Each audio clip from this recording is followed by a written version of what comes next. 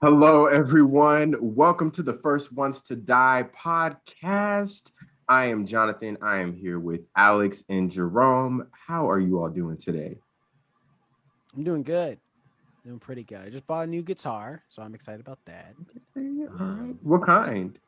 it's a Epiphone bass guitar, so Okay. looks cool, and I'm excited to play it.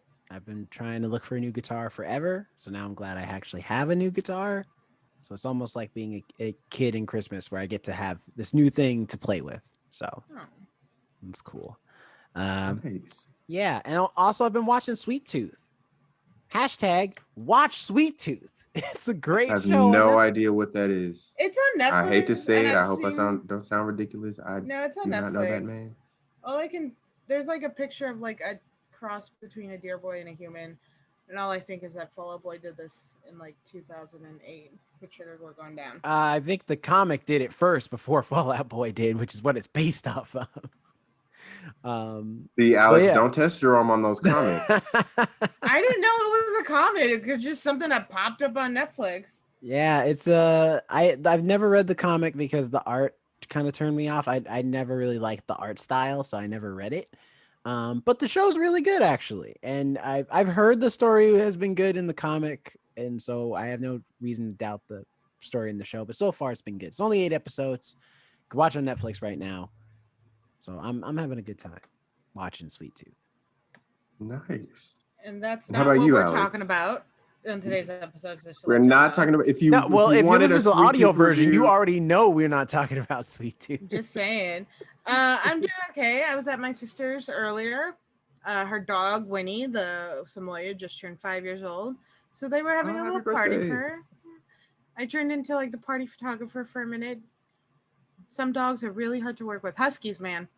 They are drama queens. They always have all these little demands, and just getting a photo, so much work.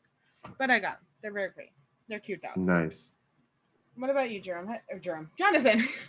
Well, to say I already said mine. I mean, I could go again. I got some more stuff, but I wanted to give I y'all a know. chance. We all know you do. Okay. No, you do. I'm doing great. Yeah, I went to Redondo Beach today, to Gibson. We had a little walk. Um, and this week, yeah, had a lot of work. But I've been reading this book, and I'll get it real quick for the video listeners. Okay, I've gotten it. It's called Horror Store, and it's backwards right now in the camera, but we'll make it work. And it's basically a horror book that takes place in an IKEA-like store, and the book is like shaped like an IKEA catalog, and it's like looks like an IKEA catalog. So it's pretty cool. So I would recommend it. I haven't gotten through it all the way yet, but it's been pretty interesting so far. Somebody was recommending that book to me because I was talking about loving to go to IKEA and stuff, and like they're like, "Oh, you'd really like this book," and I was like, "That's so weird," but I've seen it and I want to get it. And if you think it's good, maybe I'll pick it up. I would say get it. I got it at Barnes and Noble. Yeah, it's pretty good. And But we're speaking not of, talking about I was gonna say, Horror speaking of Store or Sweet books, Tooth. In the What do you Heights. have? Speaking of books, how does that have any I correlation? had something, but then I feel bad because I was like, I didn't expect you to go so quickly into your transition, so it kind of flooded on impact. You know, I'm gonna do it anyway. Speaking of books, you know what is good about books is that they have a lot of lyrics and words in them. And you know who else has words? When do books Musicals. have And lyrics other than musicals like are musical what we're talking scores? about today. So I don't know, man. the Listen, movie we I all hope you watched stretched before that together. reach. So the movie we all watched is called In the Heights. In the Heights. Yeah, let's just keep going on. I don't know what that was. Um, listen, I try, okay? did you? You It's miss a- 100% of the shots you don't take. Sometimes some of those shots don't need to be taken. Listen, Oh. in NBA playoffs are happening right now. I'm not the only one missing shots these days, so I don't feel so bad. They did. In the Heights. In the In the Heights. Woo! In the Heights. So It's called- we all watched In the Heights. If you haven't heard, it's you've been living under a rock for one, and two, it's a musical based on the Broadway smash hit musical of the same name called In the Heights, obviously. IMDb describes it as a film version of the Broadway musical in which, and I'm gonna mess up the name. I know his name is Navi in the Usnavi. musical, but it's Usnavi. That's his full name. Usnavi, yeah. Okay. A sympathetic New York bodega owner saves every penny every day as he imagines and sings about a better life. We're going to talk about it. We're going to dissect it today and everything in between. How our reviews work is, it's been a minute since a movie review, I feel like. But how our reviews work is we first have a section where we give our overall thoughts, spoiler free generally, and then we dive into spoilers in which we'll pick apart what we liked, what we didn't like, and all of that good stuff.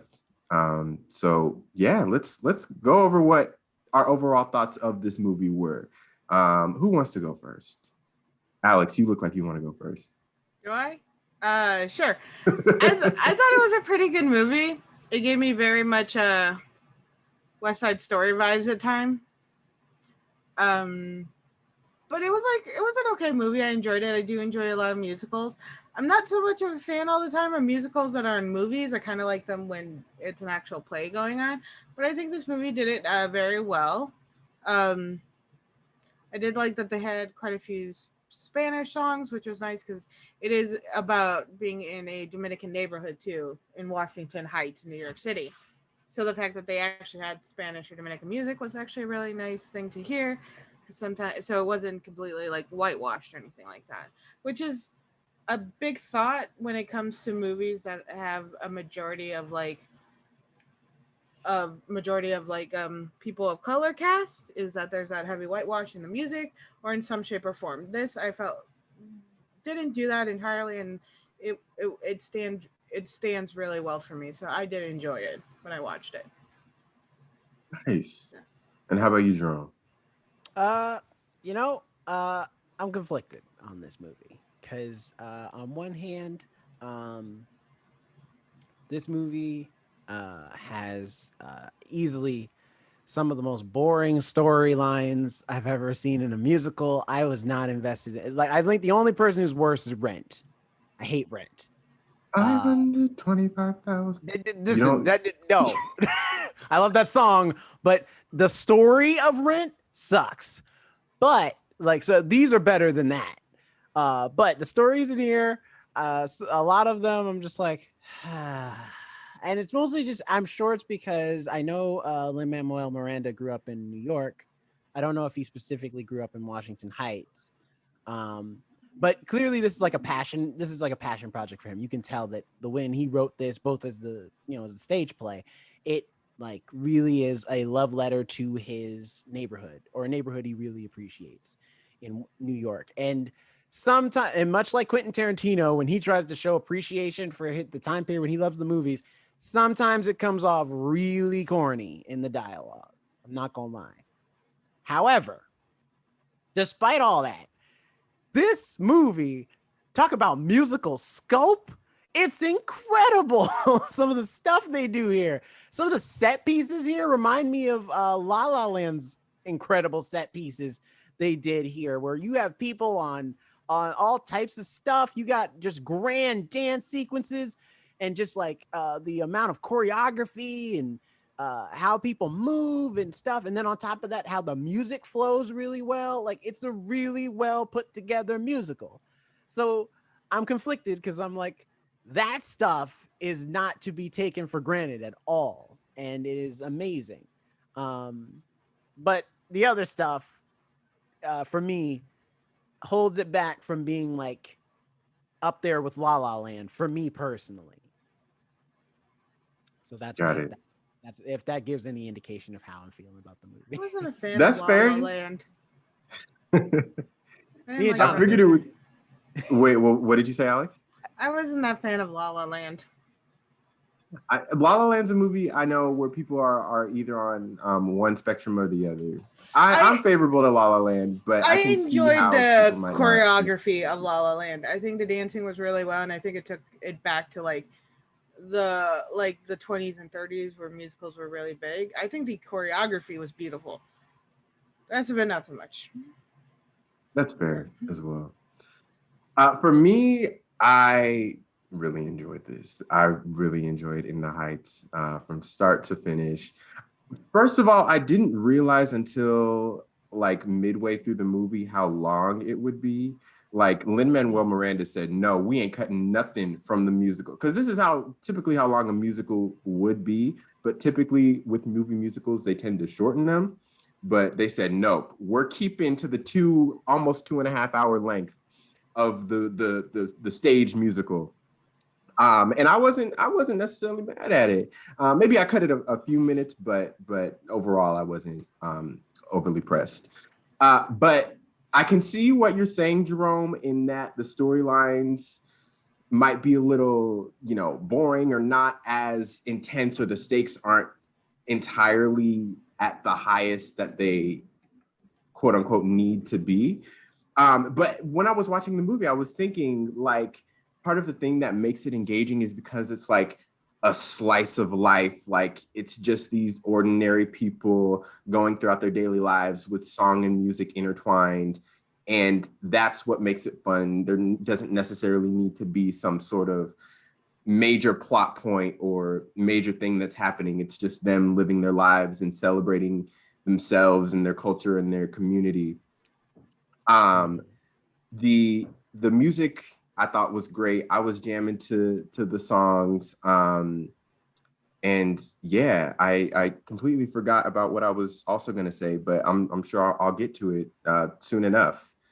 But overall, I really enjoyed it, and I think this film set the stage for a few of these people's careers going forward. A few of the stars in it, I think it really set the stage for their careers because this was supposed to come out last summer around this time, and Which, I so mean, I can Anthony only Ramos is already like a star right now. He's like a budding star right now. right. This I feel like this is his breakout though, because he hasn't really gotten his moment to like shine by himself. But I think he's been speaking of, focusing on his musical career. Actually, I listened to his song with his wife, and it's pretty good. It's a nice like R&B jam. yeah. Well, speaking of, I think we should dive into the spoiler section right now. And I don't know if you guys have anything you want to say pressing right at this moment, but I figured we might want to for this movie, since it's not like plot heavy, um, we go character by character and talk about just like the main characters and what we thought of them and how they like interact, how they play into the story. So first, Anthony Ramos. Who's I want to start Navi? by saying, yes, Navi. He plays Navi in the story.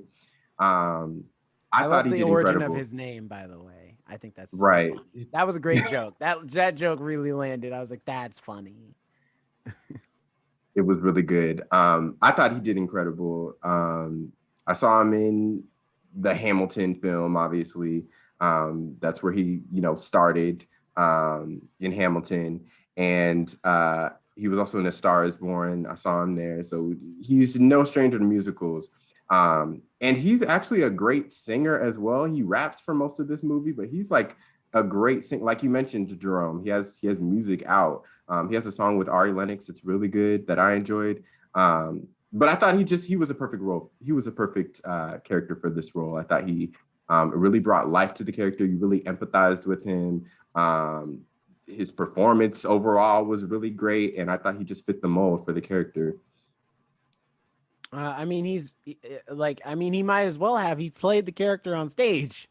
Like I'd be surprised if he did a terrible job. It's like, you've done this before. You know exactly what Well, you need I to mean, do. it's different between acting in a play and acting in a movie. True, but I mean, even Because- still, like at least for the song portion of it, that's because the thing is, like, and this is why I think La La Land doesn't always connect with people, is that despite that movie's story being pretty decent, Ryan Gosling and Emma Stone aren't the best singers, either of them. So for a lot of people who are, if you're being told like this is a super great musical, I talked to some people, for them it was the music that was the disconnect, because they were like, I don't really like the music because the people singing it aren't great. That's when they allowed when they allowed Pierce Morgan. Pierce Brosnan, you mean? Pierce Brosnan. Thank you. I was like, who the that's not heck's right. Pierce Morgan. Pierce Morgan is a douche in England. Pierce Brosnan when he sang in oh my god, my brain's like dead right now. Mamma Mia. Thank you. How do I know this? I bad. hate this movie. Because you know every single movie. You have a legit movie addiction. He was so bad in the first and the second Mamma Mia, they didn't allow him to sing. Yep. He was the only character in the movie, in the musical movie, to not sing. He was just so bad at it. Which, I mean, for La La Land, the director said that's intentional, that he got okay singers for a musical. But nonetheless, I get it. But this is different. This is like music is a big thing. Hip hop especially is a big thing. So you really got to get people that can do it. Like they can keep the cadence, keep the rhythm, weave it in really well with this dialogue. In some cases, it is the dialogue, like the music itself and the rap itself is like telling the story. So it's a really good, he did a really good job of doing both. But yeah, you're right. Like acting wise, for the scenes when he's not singing and dancing, he also does a great job with Usnavi. He's a pretty great character. I like that he is very realized in that he's not like super cool dude all the time, womanizer, yeah. And he's like, nah, he's like a dork. and he's got a good heart, you know, he's a great guy, but he's not like, he doesn't have everything figured out. And I like that aspect of his character, is that he has struggles, he has things that are complicated. It's not like cool dude McGee and his story is just that he finds the one girl, that he finally gets that date with that one girl he likes. He's like, no, I got things going on. And this girl's hot. And I've had a crush on her for years. Bonus. But my priority is getting out of here. So I like that. I like Usnavi. I think, and Anthony Ramos as Usnavi. I think he did a great job. Did you know that Corbin Bleu also played Usnavi on Broadway as well? Interesting. I know nothing of Corbin Bleu and what he's done after High School Musical. I told you. Except for Nurse. Except for Nurse. That was one thing I didn't think I ever wanted to know, but now I know. And Jordan Sparks played Nina on Broadway at one point as well. Oh, that's cool. She did a good time. Yeah. Speaking of Nina, what do you guys think of her character and the actress who played her? Yes, played by Leslie Grace. Who this is her first movie role. She is a singer, a Latin singer, from New York, from the Bronx. Yeah. And this is her first movie role. I thought she like did a great, her just like presence is so like down to earth. I feel like that it emanated on screen and it just brought that character to life.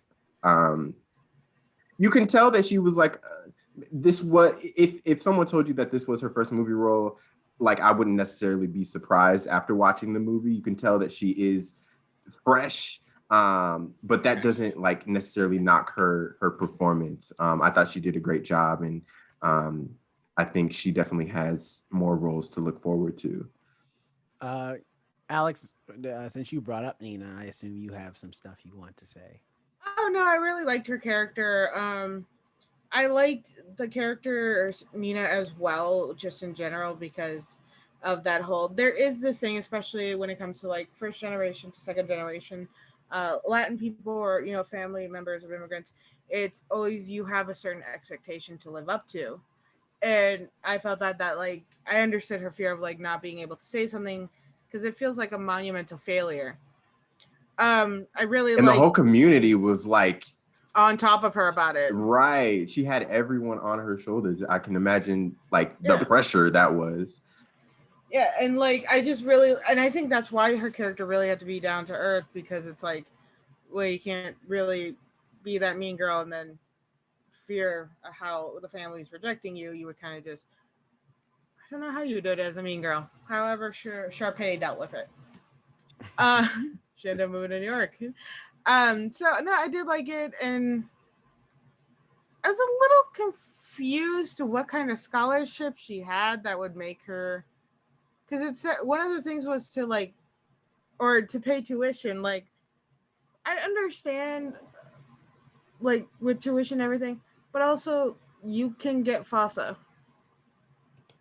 You can also get FAFSA because I did think that. the point is that she was just dropping. She was just giving up. No, I Like, get it, but then regardless, that's so also even if that's she- also just an excuse. Well, I'm just saying, like, even if she, like, I'm sure, because Nina comes off as like a smart kid, so I'm sure she knows about the other programs. She just wasn't gonna bother because she's not going back to school. Yeah, She but don't- that's I always hate that in films when they do that. They're like, oh, I just can't afford the tuition. You know, I did work. My school, yes, was online, which made it a lot of easier.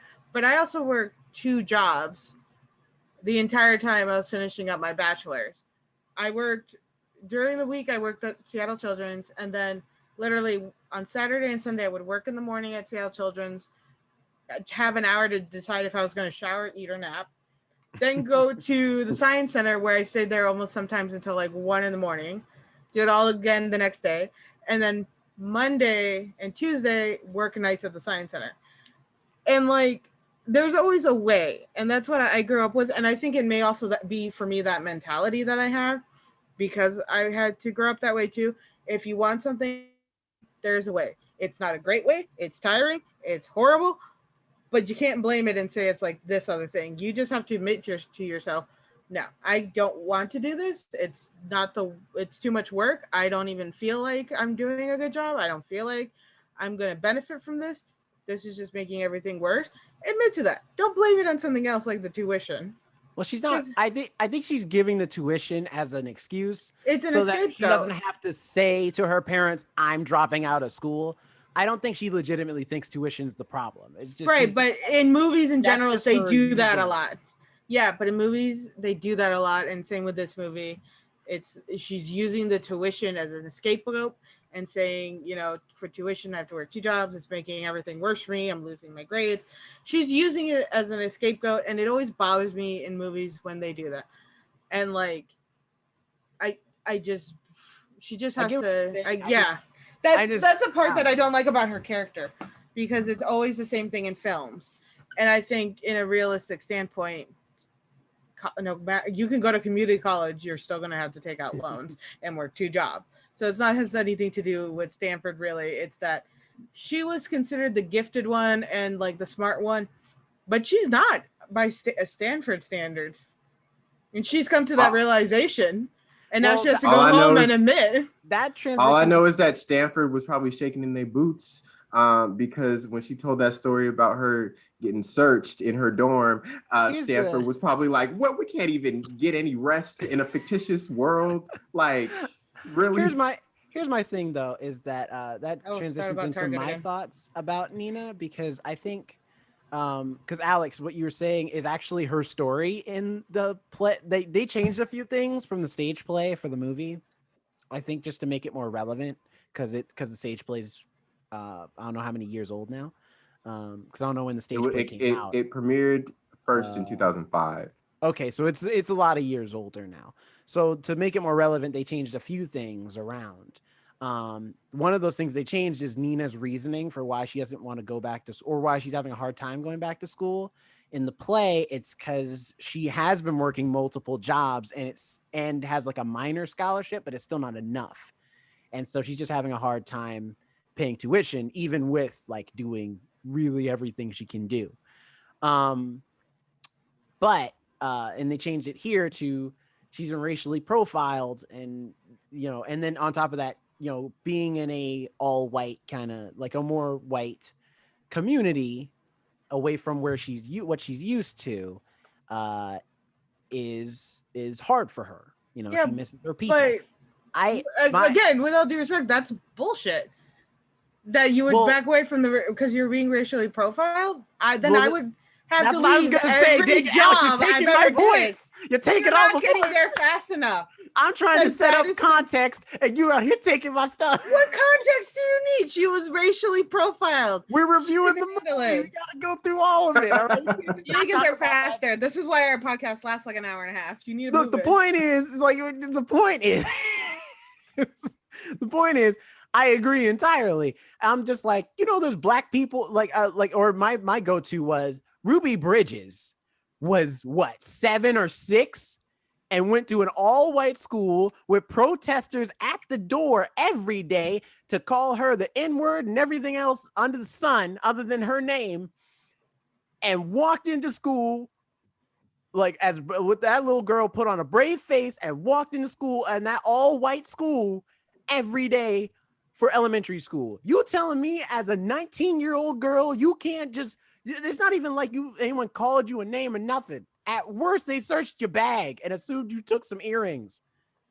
But they also thought she was thought she was the wait staff at one event that she went to. Okay, and I'm just saying, her family has put everything on the line for her to do what they could never do when they got to this country.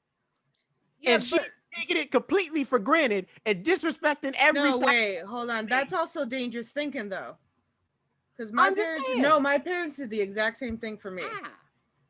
And if I needed to walk from a situation, that's what I'm saying. I was able to tell my mom the truth about shit I couldn't handle, being like, she helped me out, and I'm like, look, I can't do this, and I need you to help me. And she did. And that's what I'm also saying, but like, she's using everything as an excuse. And that's what frustrates me about this play. Because a lot of this, I see it, and people are like, oh yeah, it's because of... No, racial issues can sometimes hit you deep. I'm not gonna lie. Sometimes it, like, there was something that happened at work. I won't go into full detail, and I had to call my mom. I'm like, she's like, well, don't let it bother you. I'm like, it usually doesn't, but this one just hit me. It hit me hard. I don't know why. I'm angry and I'm upset. I'm like, I feel it. I'm like, usually I can brush off, but once in a while, it'll just get you. And I understand that. But like at the same, like I said, it's an scapegoat for her, and she just needs to admit she's just not meant to be in that school because she was the gifted proud child at her school, because honestly it's an inner city school. I remember the inner city schools in Chicago. I was Stanford material at those schools, all right, and I'm not the best. I have issues with math. I took like the lowest level of college algebra just to pass it, and even then I don't know how I passed it. All right, you smart. I'm not in math. I'm smart in very many other things, and I know that, and I'm aware of that, and I know where I'm smart in. Math, I am not. I'm very stupid in math. My numbers don't work in my head. I don't know what's going on. No. I will do everything to avoid doing math. But like, that's what I liked her character, but then also it was also one of those characters that will just annoy me because it's like, well, did you really want to stay there? Yes or no? Well, for me, it's clearly like, no. I don't know. It felt like, for me, because I'm also first generation for my dad's side of the family to go to college. So I completely understand that pressure of, you have a lot of people being like, oh, you're the first to go to college. You're the good one. You do everything right. Like you're going to make it. You're going to make our name mean something. I get that. I do. I understand exactly how she feels. And that can be a lot of pressure. However, the thing is that while I didn't deal with that specific scenario or whatever, it was still nerve-wracking to go to, especially going to art school where pretty much everyone is white, unless you're in the audio program, which seems to be the only one that Black people are interested in, because everybody wants to be a rapper or producer. But the point is that I've been in that exact scenario of when you're in a field and in a school without any of your peers, pretty much, or the ones you do have, they're very few and in between, and you feel kind of isolated and alone. And when I would tell my parents about it, they wouldn't tell me, oh, well, that's okay, you can just leave and give up. They'd be like, no, listen, we get it, it's tough, but being Black in America is tough in general. That's never going to go away just because it's hard. And that's what they would tell me, to push me to be like, look, you got to fight through that so that you can be the best you can be, despite the hardships. But was it a racial issue that kept you from wanting to go to art school? Not kept me from wanting to go. No, not kept me from wanting to go, or kept me from attending. But it did make me feel. It did make me feel like especially when it came to white people asking me certain questions, like being from South Carolina. Well, how racist is South Carolina? why would I know just because I'm black? You don't know where I grew up in. For all you knew, I grew up in growing up in the hills just like you did. In all You just fairness, it is assume South that- Carolina, though. I'm just saying, that stuff like that is like, you can't just so it's like, I get it. I do. But I just feel like in a world where you have had Hispanic people who have made history, Black people who have made history, Native American people, all people of color in this country who have made history through hardships worse than just getting your bag searched and being mistaken for wait staff at the college that your parents have paid for you to go to, I feel like it doesn't hold as much weight as I think That's they what I'm wanted saying.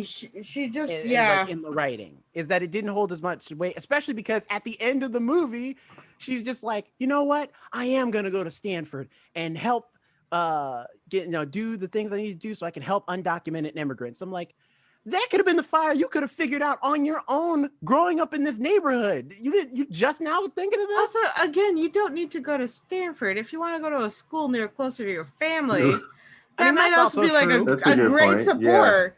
That's also true. Because She a doesn't lot need of to it drop is out of that college she's entirely. she's away from her family. She's feeling uncomfortable. I felt that when I went to college. Like, I'm away from my family. I'm like, no, and I moved back closer towards my mom because it made me feel better. It's easier. That's also what it is. Like, you put yourself now in a situation. You should make it so force the situation you're in to be comfortable to you. Show your strength, because we deal Show with that that all they the can't time. rattle you. Like, you got to be strong. It's gonna rally you. The, You just gotta show the 'em. fact Yeah. the fact that I her mean, dad put on a sold brave face. and we'll move on from Nina. This riveting One last discussion, thing I but did we'll want to move mention on about from Nina, Nina after because this. you said about the acting. I agree with you. You Wait. can tell she's kind of a first Yeah, actor. okay. Yeah, if it's agreeing with me, I'll let you speak. Say that one more time again. I was just gonna say, I think, I didn't love her acting as much as you did. I think her singing is fantastic. She's an amazing singer. She does an amazing job. But yeah, I don't think acting wise, I don't think it was awful or anything like that. I think she did what she needed to do, given what her character had to do on the page. But there were a couple of times where I was like, I don't know. I feel like you could have gotten another singer / actress to do just as good a job. But knowing this is her Apparently, that makes more sense. So she's still working on it, I was just reading the Wikipedia page, and so first of all, this movie has been in development since 2008 when it was on Broadway, and wow. Yeah, it's but that gone could through mean a that lot it's of. been like, gone through a bunch It's of gone through a lot of rewrites. yeah. Well, it's numerous things happened, including like Harvey Weinstein got involved, and then the Weinstein stuff happened, so that didn't happen. And apparently, they were waiting. Universal was looking for a quote unquote bankable Latino star like Shakira or Jennifer Lopez instead of unknown actors. And that makes sense. Yeah, so that was in 2011. I always say when they canceled the project. anyway, but that's what it is. Okay, next person. Let's Benny. talk about. Oh, I thought you were going to talk about Vanessa. Like Vanessa. I was going to go to. We can talk about like, Benny first. Oh, I'm I'm going down the list. I have some things to say about Vanessa, but let's go to Benny first. Corey Hawkins, who we know from The Walking Dead. I forget his name. He disappeared on the show and never came back because he was doing. I know him from Straight Outta Compton. He played Dr. Dre. I'm never going to forget that. All right, what do you guys think of Benny? He was also in Kong Island. He was in Kong Skull Island. That's right. He played Heath. Heath was a funny character in The Walking Dead because he was really good. Everybody loved him, and then he just vanished one day. Mm-hmm. He like left some character and took off in a Winnebago, and he's gone. I hated the dreads that they gave him. Those were so bad. I like him in this movie. I didn't know he could sing. That was a legit Same, me neither.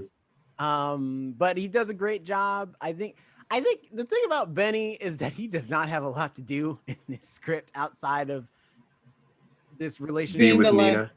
What's funny is that he was the same way in The Walking Dead. He didn't have a lot to do in that character either. Well, because he's just like, he's Usnavi's best friend, and they don't have no conflict between each other. So, there's nothing there. Then his conflict with the dad starts and ends at, you sold the business? Yeah, I did. Well, I'm upset about that. Okay, but we can still cool though. All right, whatever. It's like that's kind of how it ends. It's just they don't ever come back to that at all. I hated the scene when they were at dinner and he just comes in all mad, like Yeah, that was selling the also business. like, I hated that. He was like, hi you too. right. Well, I get why he's mad. Because also that is his place of work. He's there getting a That's lot of fair. time, and That's like fair, the dad yeah. doesn't warn any of the staff. And with the selling of the business, he could have just literally put out a lot of his staff out of jobs. Because the person who sold it to could have come in and be like, "Yeah, I'm getting my own people. Like, you're all out." So this Or just turn the person, business into something else like he did the first one. kill the property entirely.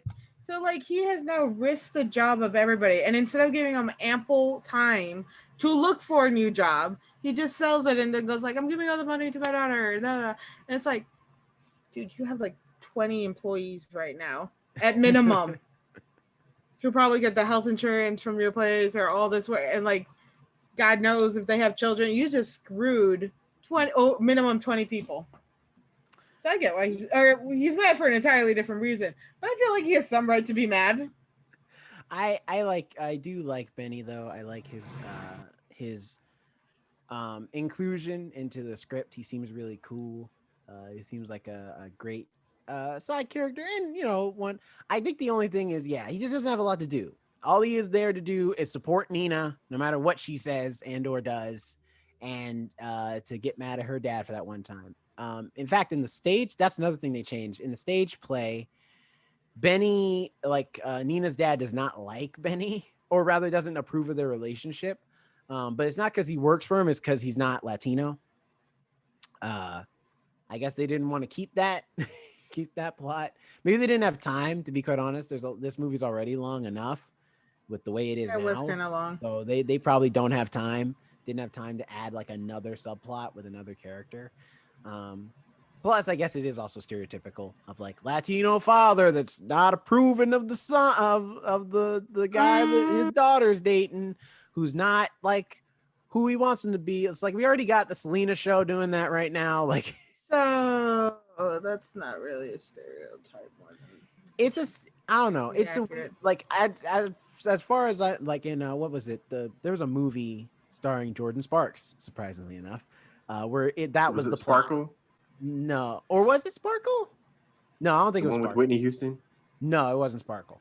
This was like a romantic comedy where she brings home a dude. Her dad's Latino, and he doesn't like him because he's black. And so it's like I think I am saying stereotype because I've seen a couple movies where that's the dynamic: is that Latino father, black dude, Latino girl. Well, also, why is Jordan Sparks playing all these Latina characters? I thought she was black and white. I don't know. Listen, you're talking about unfortunately- Hollywood, right? She looks Latino enough to us white people, so therefore she's got cast in the role. That's you just referred to yourself as a white person. no, I'm just Again, saying. unfortunately, that's not say so it. much a thought. stereotype. That is fairly accurate, especially for very traditional Latin families. I've gotten into conversations with my father where he's like, "Oh, the person you marry has to be Mexican." I'm like, "No," and he's like, "Why not?" I'm like, "Well, because my family's large, your family's large. I don't know if one of them's related to me. I can't run that risk." I'm like, there's a lot of secret babies probably on both sides. So I'm like, no. And we've gotten into like arguments about that. He's like, well, you need to date a Mexican. I'm like, no. And then he's like, then you need to date a white boy. I'm like, hell no. I'm not dating anybody. But also, like, those were his options. I stand corrected. It was America Ferrera. That's who was playing this character. Oh, okay. Yeah. So I don't think that makes more sense. Yeah. So much as what we were talking about Jordan Sparks earlier. She played in the Nina. Yeah. Yeah, Nina. But Our Family Wedding. That's what the movie was called. Our Family Wedding. Yeah. No, it is a sadly still very an active thing. I've also gotten into fight with him. It's also they want children. They want grandchildren from you. My mom has accepted. Every parent does. My mom's accepted she ain't getting nothing out of me. But like it was super funny because my sister finally came out to my father, and he accepted her right away, which we were very surprised because again, he's Mexican, traditional, grew up with Catholic family, but he's like, it's my daughter. I love her. We were all a little surprised. And then he's like, oh, when you get married and have kids. I'm like, I'm not having children. And that was the fight. Nothing else. That was I'm like, we're not talking about this any longer. And like, I hung up the phone because I was like, are you for real? This is supposed to be about Christian and her coming out, and we were all chill with it. And then now you start an argument for me with no reason. Well, he had a reason. So there is something with Latino dads that when you are a first generation person, because he came from Durango, which is from a very, very small town in Durango. Durango is a state, technically, in Mexico. Anyway, so I felt a lot to her character, and that he had this, like, you're going to do this and this and this. And then when you don't go down these paths, you have a straight up fight, and you're like, all right, I'm not speaking to you. And they'll bring it up at the most random time. So, like, I think that story would have been a little bit better if they were trying to bring up some racial issues in this movie, because it's still such an active problem with a lot of Latino households that he didn't like Benny because he wasn't, Spanish or Latin. Yeah, in the movie they just there wasn't. He just is cool. There wasn't really. There wasn't. Benny. I have a feeling that was intentional, because there wasn't really any mention of race in like a sense of these are the problems facing our community, or these are the problems with facing this community. And I think that was intentional because, nowadays there are so many people who are saying, okay, why are we only seeing stories where, like them that came out on Amazon and like all these stories about all these traumatic things that have happened to people of color and marginalized communities. We're not just celebrating them or just seeing them live their lives. We get those that doesn't happen with majority white casts. Because we don't live a normal life with like the majority white cast. I mean, that's fair. That's part of the experience. Right, but why? But we have the ability but we have the ability in film to escape that. We can escape and not live our daily lives that we're forced into every single day. So I think that's people's issues, is that we're not seeing that on screen. And I have a feeling that was intentional not to include that part because of that reason. I agree with that. However, I think sometimes that's a slippery slope though to be on, because especially when you're dealing with New York, like the city that's segmented in a lot of ways, it's hard to do a story like that and not address it in some way, shape, or form. I actually didn't realize it until you brought it up. I was actually talking to somebody about Chicago, and they're very segmented. But I'm like, and I was telling someone, because they have like international district. I'm like, well, why don't you just call it like Chinatown? Because that's what it looks like. They're like, no, you can't do that. It's international district. I'm like, but it's not. And I'm like, I miss Chicago because you had the Latin neighborhoods, you had Mexican, Puerto Rican, and you could go to these places and get authentic food. But also those neighborhoods were like literally right next to each other, that you step from one street to another. You were just in a new neighborhood, and you like said, and like, I don't want to say with this new generation, I think people like forget that, especially like with New York, with Chicago, with the big cities like LA. Seattle tries not to do that. It gets annoying sometimes because I just want real tacos. I don't want the fish shit they keep trying to feed me. Sushi tacos, what is that? I hate that.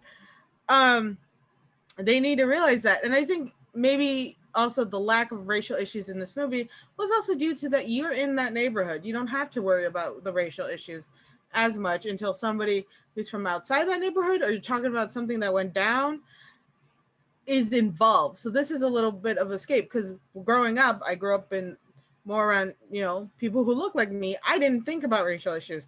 Not till we moved to the suburbs, where I was like 1 out of 3 Mexican people or brown people there. And then everybody's like, oh, you speak Spanish? I'm like, no, what gave you that idea? What's your problem?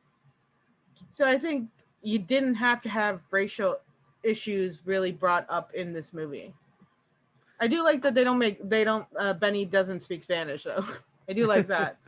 Because even though he's grown up around like these people, he doesn't speak Spanish. Although I think I don't know, it's an underlying thing though, in that like because I was watching Double Toast's review on this movie and they brought up something I didn't think about, which is that the whole movie is this movie's for the dreamers. This movie's about all the people in Washington Heights who love their block, and they're like, oh yeah, people love their block so much, all they want to do is leave. Every single main character except Nina, she's the only one, and I guess Benny, but Benny don't really do much. You don't have much to say. You don't even really know what Benny wants in this world. He wants to own the shop. Benny wants to be with Nina. That's pretty much all he wants. That's pretty much the only motivation Benny has.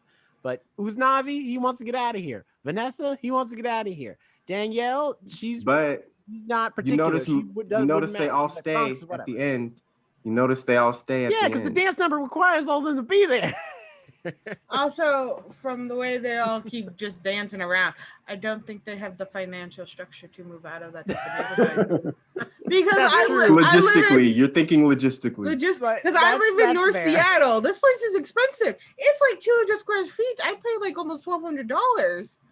It's expensive. That's a fair point because friggin' I remember the first big musical moment happens, and I'm like, oh man, this is a really cool set piece.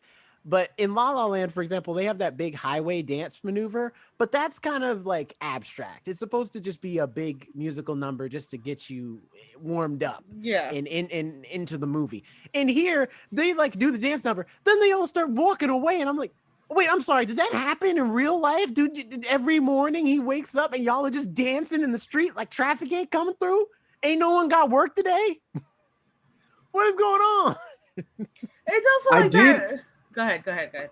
Oh, I was just gonna say I did like the like kind of twist at the because I haven't seen the musical and the stage musical, and I didn't know that he ended up staying at the end. So I thought the whole time, and that's obviously what they want you to think, is that he moved to the DR through all those beach scenes. I guessed it immediately after she was like, I'm too late. I'm like, there's no way they're gonna have us get invested in this whole thing, and she's not going within the Dominican Republic. Let me guess, they're gonna paint the friggin' thing, and it's gonna look like the beach, and then he's gonna stay, and technically he's got his got his bar, his dream place. And I'm just like, that's what I mean by corny. Like it's not that it's bad. It's not, like it fits in the realm of this world. It just comes off a little as cheesy to me personally. That's just my thing. But to be fair, I'm comparing a lot of this to Hamilton, which is like, I think the more superior musical. See, I can relate to this more than I can to Hamilton. I don't think anybody should be able to relate to Hamilton. Hamilton, I've treated right, like but in my grade scale, I judge things. I'm more likely to judge things more favorably if I can relate to it. I mean, that's even though I loved Hamilton, and this as well. I don't like Hamilton. I like their music. I think the music is great from Hamilton. The actual story, he was like a horrible kind of person. He was also really big on monarchy. If anybody ever forgets that. And he cheated on his wife. Anyway. He did cheat. Anyway, should we move to Vanessa? And this will be our last person. And we can briefly talk about Abuela as well. But Vanessa Morales. Talk about Sunny too. Sunny was just. There's a lot of people in this. Well, no, Sunny was just that character that was lazy, but preached about like social justice from his couch. We're gonna change the world. Get up and change the world. To be fair, that was one where I'm like, this is a when I watched the movie, I felt like his story could be cut because I'm like, this story doesn't feel like it really fits in the narrative we got going. This feels like you're tacking on issues that weren't originally in the script. And come to find out, that's exactly what they did, because Sonny and his story is not in the stage play at all. That's new. Oh, really? Yeah, that's brand new for the movie. So it's like that's kind of that feels very tacked on. Yeah, I didn't think it was that necessary. Well, they wanted to tie the whole like immigration thing into it at the end. I get it, and I respect it. And it is like an issue that is going on right now in the United States. Yeah. So I respect that they tried to implement it in there. I think it's just when you already have a movie that's long and you've got 4 main characters, technically, if you include Benny, but more or less actually 3 3 main characters with their own stories, and then you have a couple other characters with sub stories like the Salon and Abuela and all these other people. Even heck, Lin-Manuel Miranda as the shaved ice guy gets a little subplot for like a second. So it's like, and an end credit scene. Right, I don't know if you guys so- saw that as well. yeah, so it's like once you have all of this, it's just like, all right, do you have time for Sunny? Like, I don't know. Something kind of annoyed me because, like I said, he was supposed to be that character that's like super intelligent and smart about the issues, but he's also jokester and kind of lazy. It's like, no, I don't need this. I don't want this. I know people like this in my life, and I don't even like them because they talk so much about like, oh, these are the things we need to fix in the world. Oh, this is what we have to do. What are you doing about it? Well, I've just had a lot of things to do at home, and no, then shut up. With Vanessa, was she really a main character? She's more of a love interest. well, she is a main character. Even a I'd love say interest she was a is main technically a main character, and I consider her a main character because she has her own story going on. Yes, she's in love with Usnavi, but outside of that, though, she does have her own stuff going on that she's got cooking, doing her thing. I'll shout out the actress Melissa. I'm gonna say it the American way, Melissa Barrera. She confused me as Vanessa, because like the whole time she know Usnavi got feelings for her, and she got feelings for him, and I get that. She's waiting for him to make the first move. Understandable. I've seen it happen 1,000 times. I've experienced it. I understand. But then what confused me is when we hit the end and she's all like, I'm just too late to like love you because now you're actually leaving to the Dominican Republic. I'm like, what do you mean y'all grew up together? You could have, if you really were that serious, you could have made the first move. You ain't had to wait for him. All right, you a strong, independent woman that don't need no man, and you will still want one. So dang it, go get him. You don't gotta wait for him. Clearly, he don't know what to do. All right, he just don't know what to do. Let me tell you the point where Vanessa fell on my character list. When they were at the club and they had the blackout happened. Oh, the blackout. And she says, "You abandoned me." No, she sings it. She sings, "You abandoned me." Homie went to get shots for y'all 10 feet away at the bar. Okay, but here's the thing. He didn't need to get the shots. He talked about, let me get you some shots. Dog, just dance with this girl. You done had her dance with everybody else. Y'all had a whole dance number where you danced with all the fellas and she danced with all the girls. Y'all done danced enough. Like y'all done danced separately enough. I personally thought she was acting a little dramatic. It's a musical, but no, you are right though. When like the blackout happened, she's like, "You abandoned me." I'm like, I couldn't see you. I'm sorry, I'm not nocturnal, baby. Like I can't see you in the dark. Like I needed to come outside and see the light. I looked for you in the crowd of people. As a matter of fact, I can say the same thing. You didn't look for me till now. Where you been at? How do you know she didn't look for him? How did she know he didn't look for her? She just assumed he just left.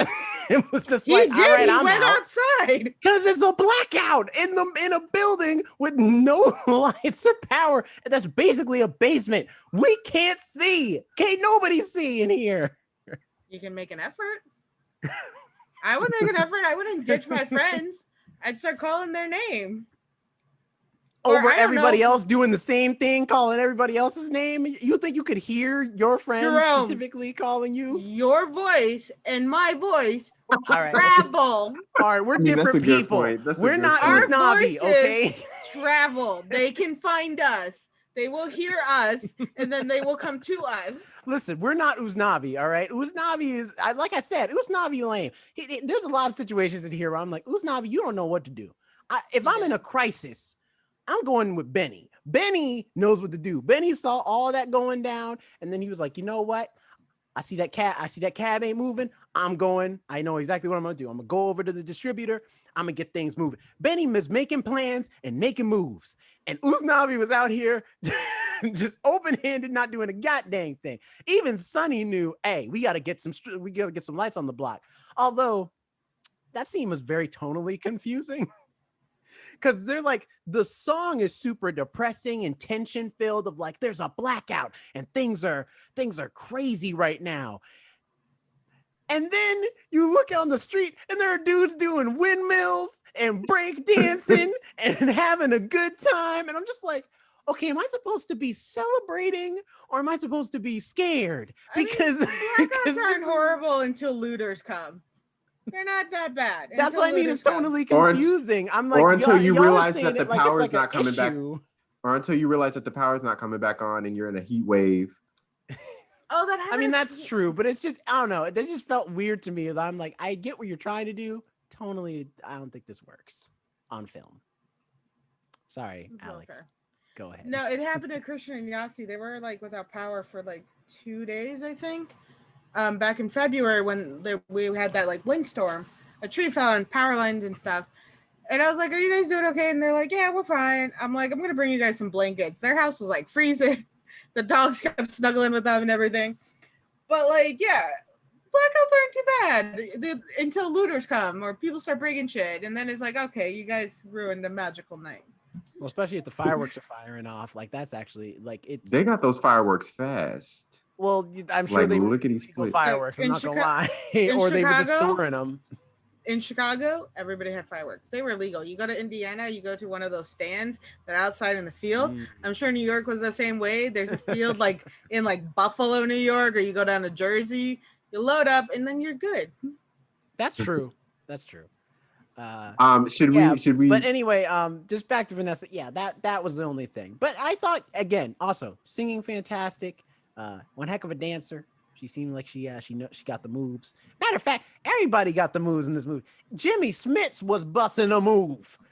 As old as he is, out here doing the dang thing. Abuela was getting some moves in. Like I was actually impressed. I was like, everybody can dance. This is awesome. Age don't matter. I mean, when it comes to dancing, I don't think it does. Some of those dancers are really like much older nowadays, and they still got great moves. If you just feel the rhythm. What were you gonna say, Jonathan? What was the last? I was just gonna briefly talk about Abuela.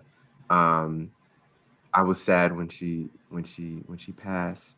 I wasn't because when she transitioned. Anytime I see an old person in every musical, I'm just like, okay, when's the scene when you have your big musical moment and then die?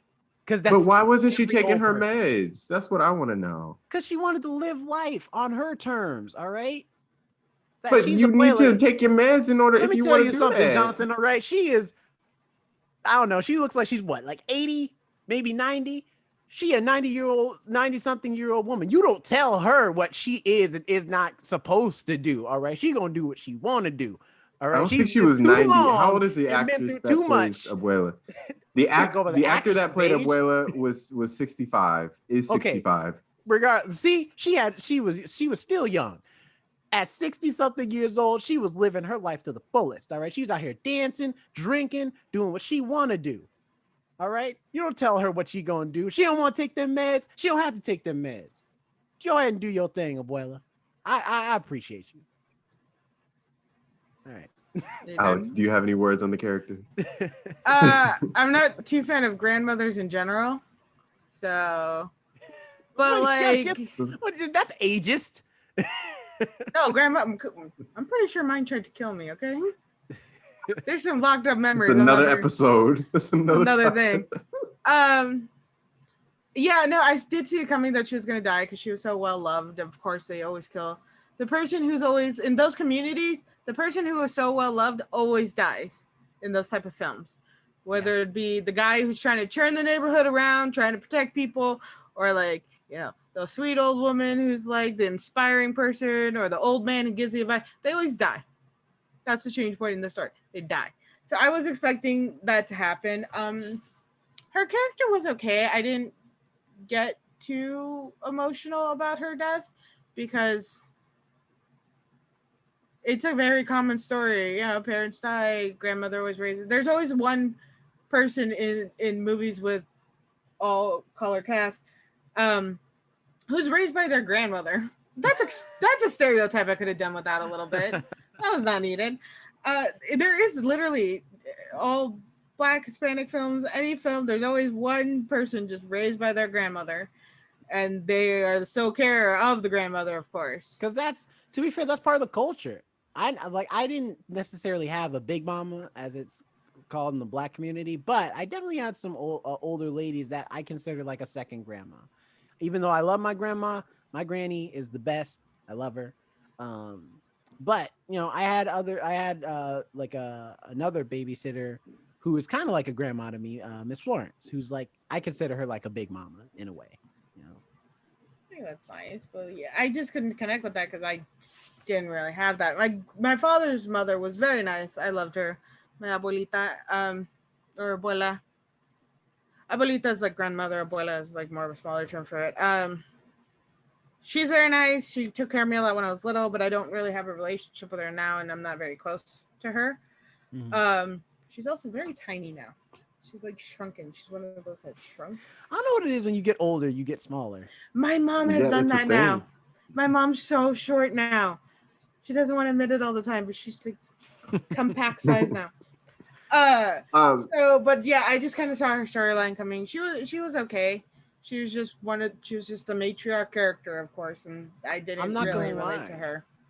I'm not gonna lie, that's my favorite song, I think, in the whole thing is her story. Because mostly because of how it looked, the way they visualized her journey of her and her mom coming to America. The Hundreds of Stories, or the like Patience and Family one, the one in the first or second act. No, the one in the subway, when like there's like the subway and all the dancers and stuff. When she's like just before she dies, and she's about to hold on to the pole, but it disappears. And yeah, or no, the light pole or whatever. I guess. But yeah, I was like, not only was I impressed because I did not expect her to get like a big. I've only seen very few musicals where the older person gets like their own song, like completely to do their own thing. And she killed it. She was amazing. I loved her song. I loved the visuals for her song, and I love the visuals of her like deciding whether or not to pass away or go on, where it's like this. And then I love the fact that even though it's like a subway tunnel, instead of taking the ramp, she takes the stairs. Because she always is like, been able to rough it and go through the hard times. And I was like, that's really cool. It's little things, but it works really well visually and story wise. So that was amazing. I loved it. I just wanted to say, to round out the like characters, I just wanted to say shout out to Christopher Jackson, who played Mr. Softy, truck driver. TV legend. He's on, what show is he on? He's on isn't he in Hamilton too? Yes, he's in Hamilton. He plays George Washington. He's a phenomenal singer. But he's on The Good Wife. That's the show that he's on. And numerous television shows. But yes, shout out to him. I like that he put the little like Hamilton nuggets in this movie.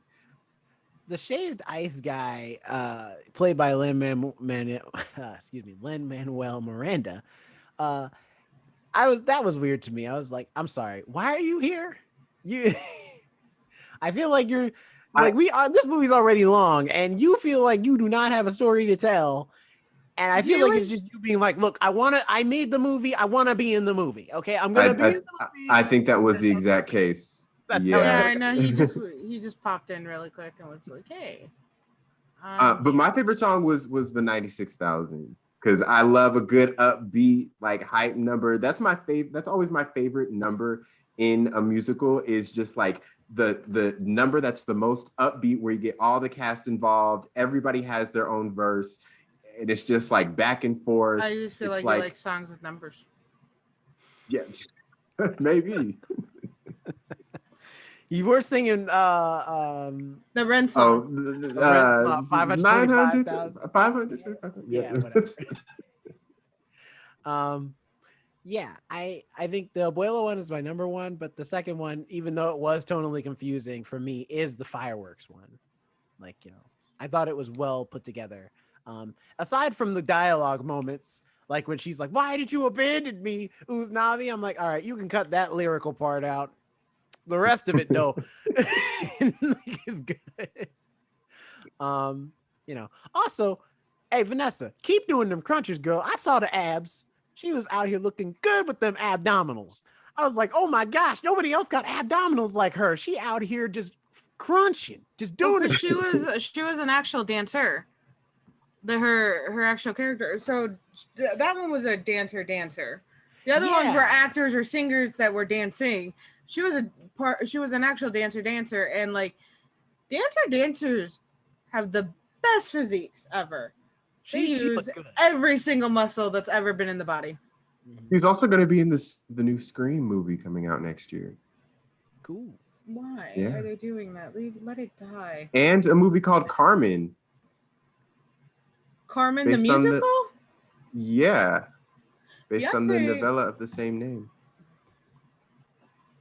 Hold on. Wasn't a novella. Wasn't Beyonce played Carmen in like a version of one that? of her music? Yeah, one of her music videos, I think. Something like that. Anyway, I think also last thing I wanted to say, shout out to like as a quick thing, shout out to all the girls. I'm trying to look up their names right now. The ones who played the hairdressers. Yes, shout out to the salon girls. They were amazing. They were. I know, especially the eldest one. Who plays Daniela? It's Daniela. Daphne Rubin Vega is her name. She was incredible. She was incredible. They all were good. Especially, I can't remember the third one. She's in friggin' Orange is the New Black. And as soon as I saw her, I was like, hey, that's that girl from Orange is the New Black. She's I hate to say it this way because it feels demeaning and I feel like she deserves more respect than this, but she was the thicker one of the three. Of Orange is the New Black? Dasha Polenko? Yes. Polanka? Yes.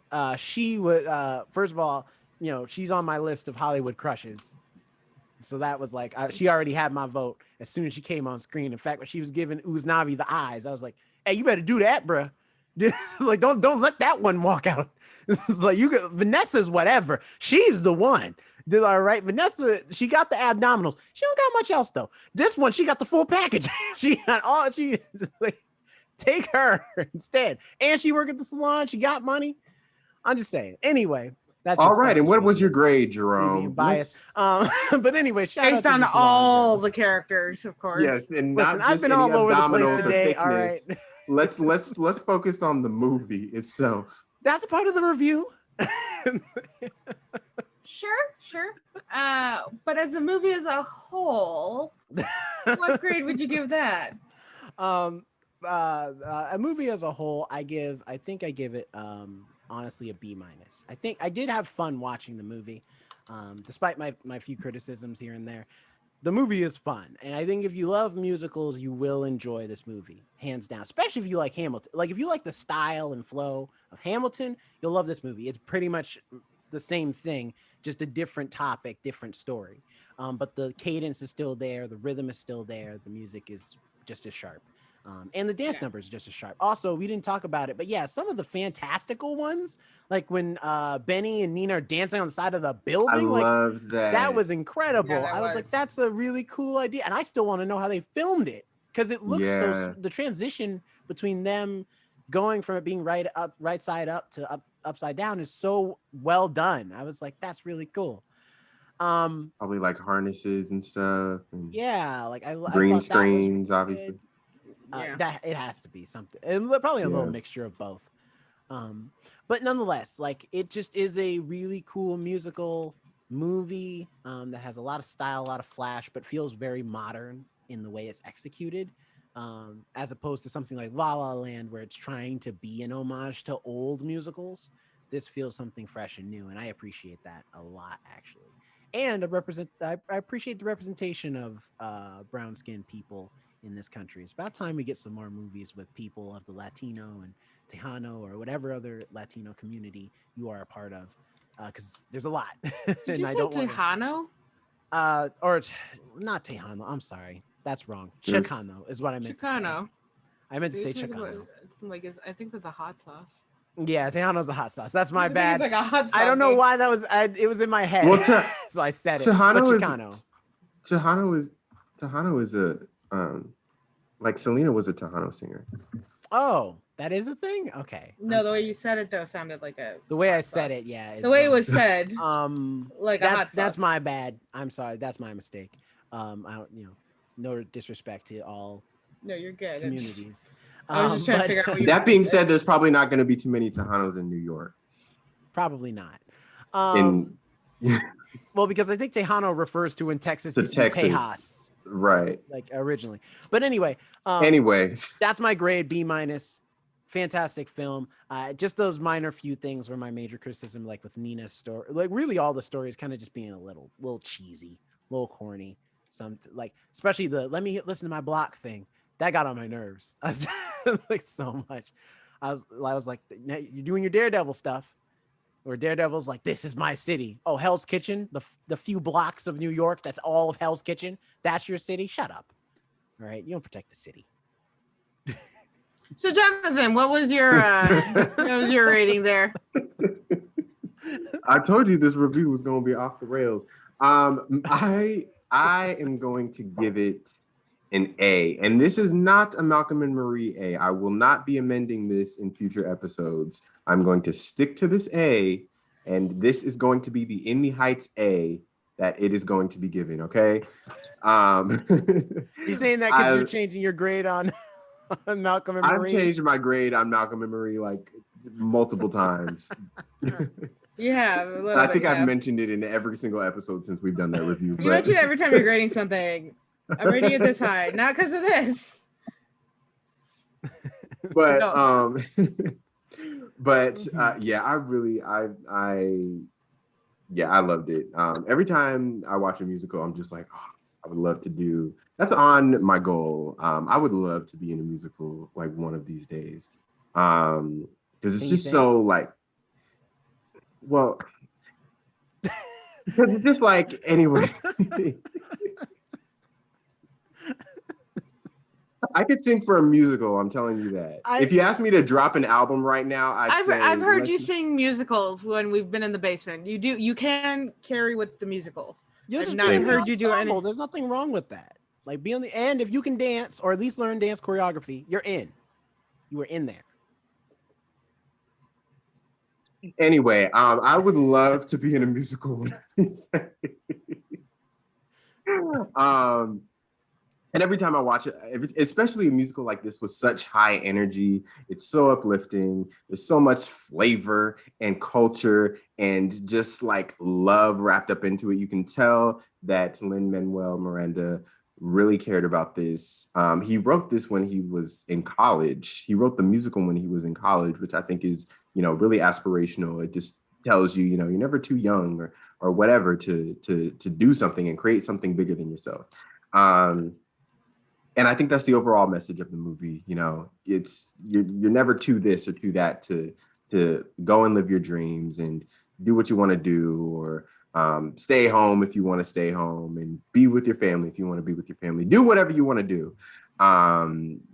This is getting a little preachy at this point, but in the Heights review, it was always going to be preachy because In the Heights is preachy, to be quite real. They're a little preachy, but you're good. Go on. Yes. And the performances, as we've gone into great detail on this episode, I really found great.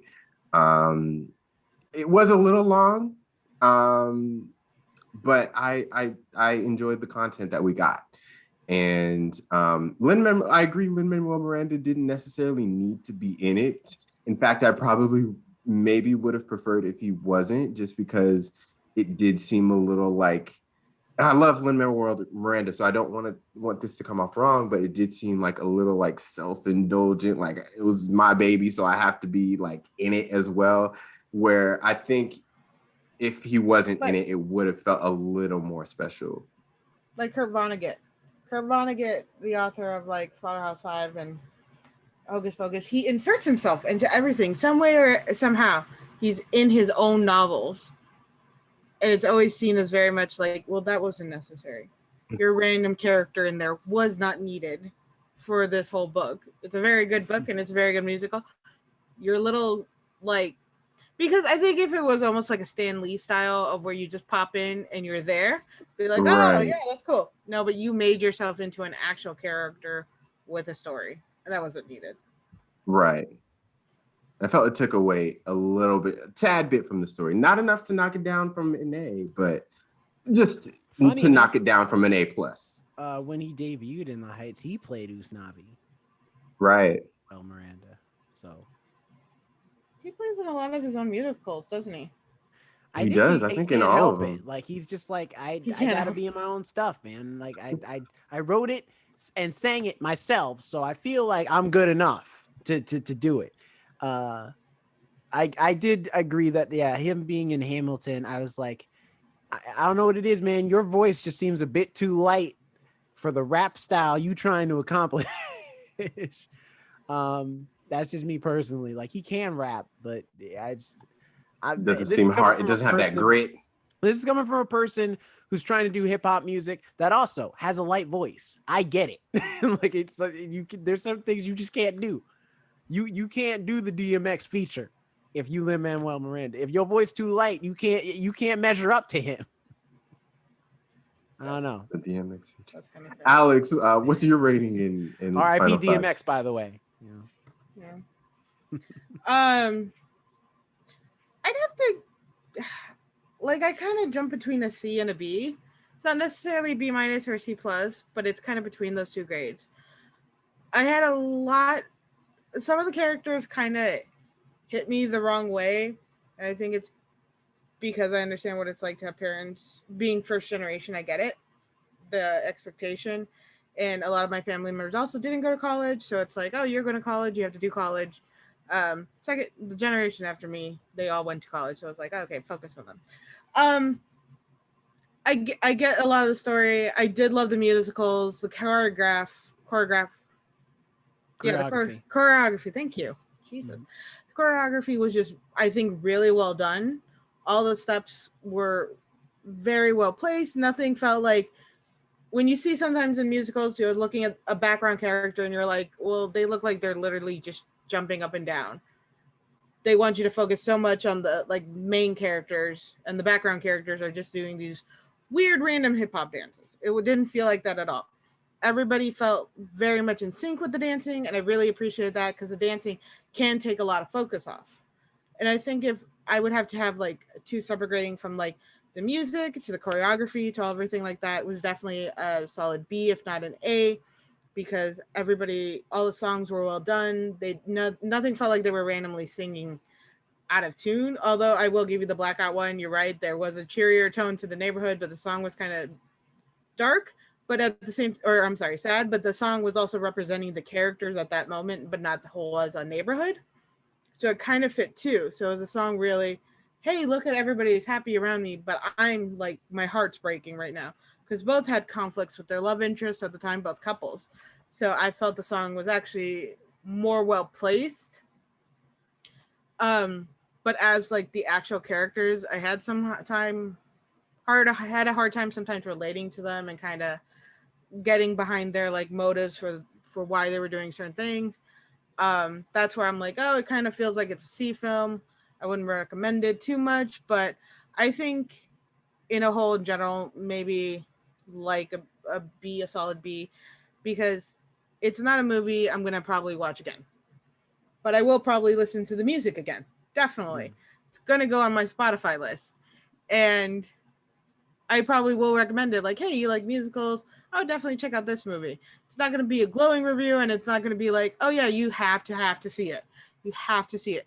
No, it's going to be like, oh, you like musicals? Totally cool. This is a good movie. No rush, but like, I'd recommend it. So I think maybe a solid B in an overall stance for me. Nice.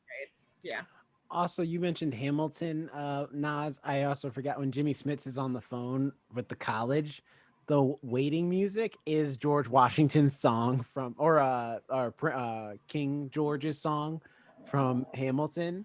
I was like, oh, that's cute. Oh, that's a nice nod. Can we also point out the fact that Hamilton, and this is not a Hamilton review, but Hamilton has also produced multiple relationships between like Anthony Ramos and Jasmine Cephas Jones. They're engaged, I believe. Mm-hmm. And also Daveed Diggs and Emmy River Lampman, who played Allison in the Umbrella Academy, they're together as well. Mm-hmm. So Really? something, yeah. And I didn't know that until like a couple months ago. So there's something in that Hamilton water. I mean, they're the only ones. Everybody else is nobody. It's a else. strong But play. There's a that's lot of emotion. I'm sure there's other loves going on there we don't know about yet. Right, Plus, the pants exactly. be tight, you know. So I'm sure David was looking over in that direction of the ensemble, just like. And I'm They sorry, was wearing my bad. wearing dresses that were like this big. Not her. But bro. have She was you wearing the seen- pants. have Did you you seen see the the live dresses, action? though? She was wearing pants. Have No, you I'm seen the talking about dresses for like Hamilton though? Jasmine was wearing the dress, which she does look good in the dresses. She looks fantastic in the dress. Angelica Schuler is who Emmy River Lampman played. She was wearing a dress. No, she was one or in one scene, yeah, but she was in the ensemble. She does like 3 costume changes throughout the whole thing, most of them in pants. If anything, the guys were wearing the tight pants.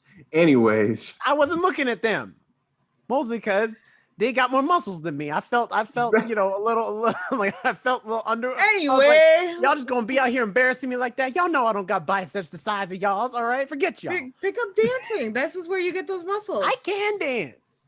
That's one not thing I like them. dance. I mean, I can't dance quite like them, but I could bust a move. I could bust a move. So, Jonathan, Anyway. what social media can we find you on? You can find me at. Thank you for being the mediator for this. You know, Yeah, I don't know portion what of was the going. podcast. I don't know what's going on there, so I figured. Listen, Something about tight pants and dancing. So you can find me at Jonathan Keys on Instagram, Twitter, anywhere you please. Where can we find you at, Jerome? You can find me at Jerome Rhett on Instagram. You can also find me at RoboZoo Media on Instagram as well. Find out other stuff I'm trying to do. And How about you, Alex? Well, you can find me at Alex and Nobody on Instagram. That is where I mainly am. And I also handle the TikTok account to the First Ones to Die, which is also all of our social media. That is what it's called. First Ones to Die on Instagram, Twitter, Facebook. We also have an email, firstones2die@gmail.com. Waiting for some emails. You know, let me know how wrong Jerome is about a lot of stuff. That always works out.